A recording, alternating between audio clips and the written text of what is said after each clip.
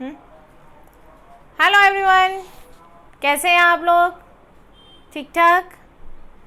मैं हूं डॉक्टर नवनीता भाटिया और मैं अपने चैनल द सिंप्लीफाइड हिंदी में आप लोगों का स्वागत करती हूं।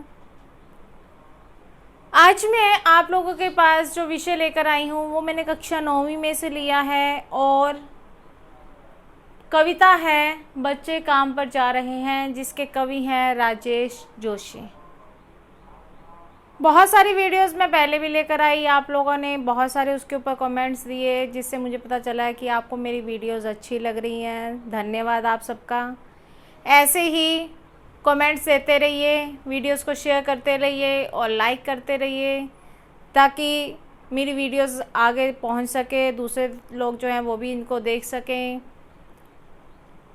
आज हम जिस विषय को करने जा रहे हैं उस विषय को आरंभ करने से पहले थोड़ा सा कवि के बारे में जान लेते हैं, क्योंकि किसी भी विषय को आरंभ करने से पहले कवि के बारे में पता होना आवश्यक है कि इसमें कवि कौन से हैं और उनका जीवन परिचय क्या है।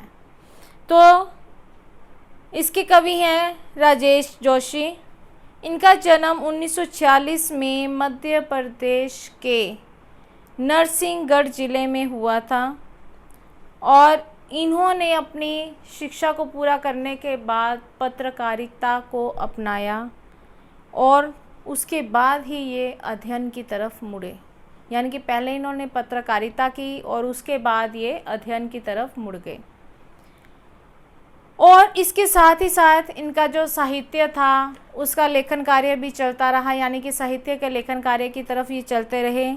और इन्होंने ना केवल लेख लिखे बल्कि कई अन्य रचनाएं भी लिखी। कविताओं को भी इन्होंने रचा, कविताओं की रचना भी इन्होंने की, कहानियाँ, समीक्षा, नाटक और नाटक रूपांतरण आदि में भी इन्होंने काम किया। साथ ही साथ लघु जो हिंदी फिल्में होती हैं उनकी पटकथा लिखने का भी इनको अवसर मिला, यानी कि लघु हिंदी फिल्में जो होती हैं उनकी कहानी लिखने का भी इनको अवसर मिला।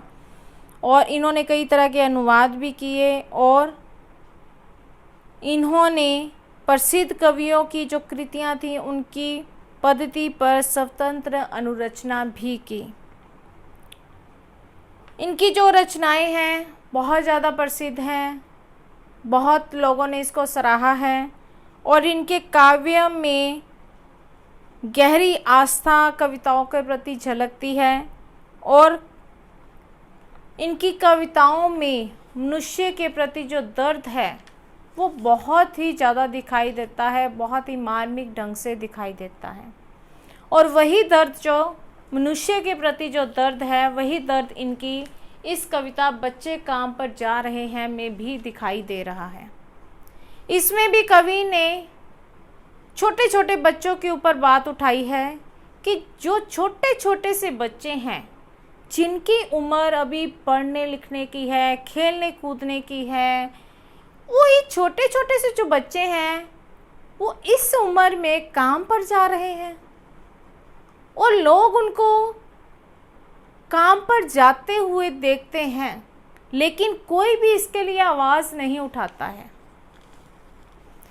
लोगों ने इसको एक साधारण सी बात के तौर पर लिया हुआ है कि हाँ बच्चे काम पर जा रहे हैं, लेकिन क्यों जा रहे हैं, क्या कारण है कि इन छोटे छोटे बच्चों को आज इस उम्र में, जबकि इन्हें पढ़ना लिखना चाहिए, इन्हें खेलना कूदना चाहिए, अपने जीवन को जीना चाहिए, उस उम्र में ये काम करने के लिए जा रहे हैं। चाहे वो ठंडे दिन हो, यानी कि बहुत ज़्यादा सर्दी पड़ रही हो, या गर्मी से भरे हुए दिन हो, कैसा भी समय हो, लेकिन इन बच्चों को काम पर जाना ही जाना है।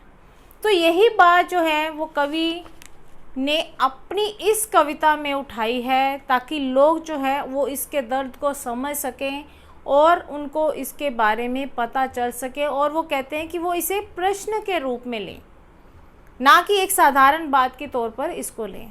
तो कवि इसी बात को उठाते हुए कहते हैं कि कोहरे से ढकी सड़क पर बच्चे काम पर जा रहे हैं कि सर्दी का मौसम है और चारों तरफ कोहरा छाया हुआ है। धुंध छाई हुई है और ऐसे मौसम में सुबह सुबह उठकर बच्चे काम पर जा रहे हैं। छोटे छोटे जो बच्चे हैं वो काम पर जा रहे हैं। सुबह सुबह बच्चे काम पर जा रहे हैं। हमारे समय की सबसे भयानक पंक्ति है ये।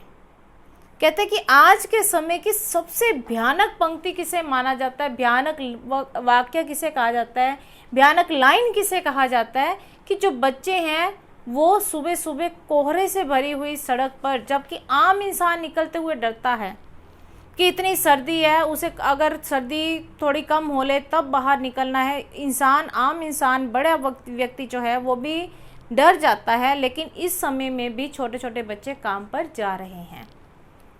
भयानक है इसे विवरण की तरह लिखा जाना चाहिए इसे सवाल की तरह, काम पर क्यों जा रहे हैं बच्चे। विवरण क्या होता है? वर्णन, किसी बात का वर्णन करना। क्या कह रहा है कवि कि भयानक है, सबसे भयानक बात यही बात है कि इसे हम एक वर्णन की तरह लिखते हैं।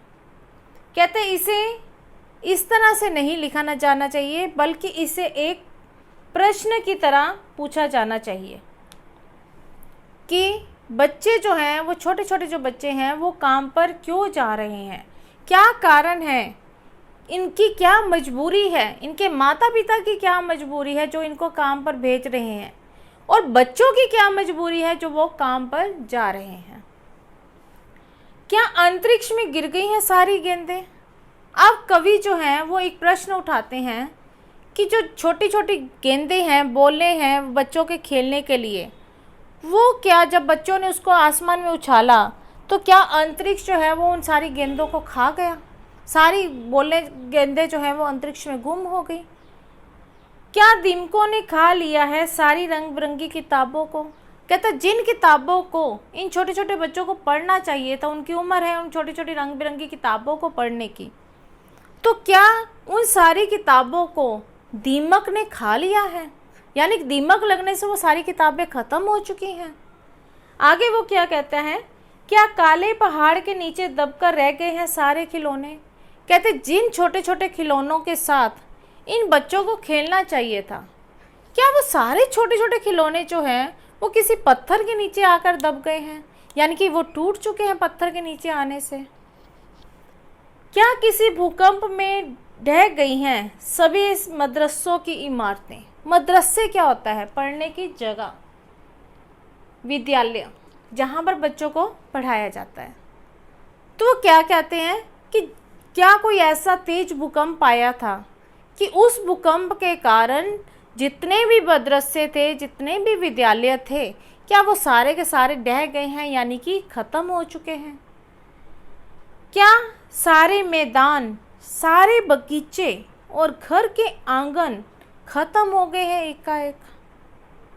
कहते कि क्या अचानक ही हर एक घर के जो मैदान है, हर एक घर का जो बगीचा है, हर एक घर के जो आंगन है, क्या वो सारे के सारे एकाएक अचानक से ख़त्म हो गए हैं? क्योंकि यही तो वो स्थान होता है जहाँ पर बच्चे खेलते हैं। तो क्या ये सारा स्थान अचानक से ख़त्म हो चुका है? ये सारे के सारे प्रश्न जो है वो कवि बच्चों के लिए उठाता है। आगे कवि कहता है कि अगर वाकई में ऐसा हो गया है कि किताबें जो हैं उनको दीमकों ने खा लिया, गेंदें जो हैं वो आसमान में रह गई, वहीं पर गुम हो गई, मदरसे जो हैं वो ख़त्म हो चुके हैं, यानी कि विद्यालय जो हैं वो ख़त्म हो चुके हैं, और घरों के आगे जो आंगन है, बगीचे हैं जहाँ बच्चों को खेलना चाहिए, वो सारे ख़त्म हो चुके हैं, तो कहता है कि अब फिर इस दुनिया में बचा ही क्या है? अगर बच्चों के लिए कुछ नहीं है तो सारी दुनिया में बचा ही क्या है? तो कवि कहता है तो फिर बचा ही क्या है इस दुनिया में? कितना भयानक होता अगर ऐसा होता। कवि कहता है कि सोच कर देखो, अगर वाकई में ऐसा होता तो कितनी भयानक बात हो जाती है, कितना बुरी बात होती है कि सब कुछ ही अगर समाप्त हो जाता। भयानक है, लेकिन इससे भी ज़्यादा ये कि सारी चीज़ें हस्ब मामूल हो गई हैं। कहता है कि ये चीज़ भयानक होती कि अगर सारी चीज़ें ख़त्म हो जाती, लेकिन उससे भी ज़्यादा भयानक आज क्या है कि ये सारी चीज़ें जो हैं वो आज अचानक से यथावत ही हैं। अचानक से क्या है कि वो चीज़ें जो हैं वो गायब नहीं हुई, वो चीज़ें वहीं की वहीं हैं, यथावत हैं, जैसे थी वो सारी चीज़ें वैसे ही हैं। कहता वाकई में अगर ये गायब हो जाती तो शायद ये भयानक बात होती, लेकिन आज उससे भी भयानक बात क्या है कि ये चीज़ें जो हैं वो गायब नहीं हुई, बल्कि सारी की सारी चीज़ें वही हैं। घरों के आंगन भी वही हैं, बगीचे भी वही हैं, और जो मदरसे हैं, विद्यालय हैं, वो भी वही के वही हैं, गेंदे भी वही हैं, सब कुछ, खिलौने भी वही हैं, किताबें भी वही हैं, यानी कि हर एक चीज़ वहीं पर मौजूद है। पर दुनिया को हजारों सड़कों से गुजरते हुए बच्चे, बहुत छोटे बच्चे काम पर जा रहे हैं। कहता लेकिन फिर भी आज भी दुनिया में हजारों बच्चे सड़कों से गुजरते हुए आज भी काम पर जा रहे हैं। कहता बच्चे जो हैं फिर भी इतना कुछ होते हुए भी, दुनिया में सब कुछ होते हुए भी, जो छोटे छोटे बच्चे हैं वो फिर भी काम पर जा रहे हैं। कहता क्यों जा रहे हैं? क्या किसी को इनका दर्द महसूस नहीं होता? क्या कोई इनके दर्द को नहीं समझ सकता? क्या इनकी मजबूरी को नहीं समझा जा सकता? क्या सरकार को इनकी मजबूरी दिखाई नहीं देती, या लोगों को इनकी मजबूरी दिखाई नहीं देती? तो कवि ने इसी सारी बात को उठाया है और इसे ही प्रश्न के रूप में लिया है कि ये काम जो हो रहा है वो क्यों हो रहा है। तो ये तो थे कवि के अपने विचार, अपनी कविता के जरिए जिन्हें उन्हें पेश किया है, बच्चे काम पर जा रहे हैं। इस कविता के जरिए कवि ने अपने दर्द को लोगों के सामने पेश किया है कि छोटे छोटे बच्चों को काम पर जाते हुए देखकर उन्हें कैसा महसूस होता है। तो आशा करती हूँ कि आपको मेरी इस पाठ की जो व्याख्या है, जिसे मैंने बहुत ही सरल शब्दों में आपके सामने लाया है, वो आपको समझ में आई होगी, और जितने भी मुश्किल शब्द हैं उन शब्दों के जो अर्थ हैं वो आपके सामने दिए हुए हैं, ताकि आप इन अर्थों को देख सकें अगर आपको कहीं पर कोई भी मुश्किल आती है। तो वीडियो अच्छी लगी हो तो लाइक कीजिए, कमेंट्स कीजिए, शेयर कीजिए जितना अधिक आप लोग कर सकते हैं, ताकि दूसरे लोग भी इसे देख सकें। चैनल को सब्सक्राइब कीजिए और बेल आइकन के बटन को दबाइए, ताकि आने वाली जो वीडियोज़ हैं वो आप तक आसानी से पहुंचे, जल्दी पहुंचे। अगली बार एक नई वीडियो लेकर एक बार फिर से आप लोगों के सामने आऊँगी। तब तक के लिए धन्यवाद।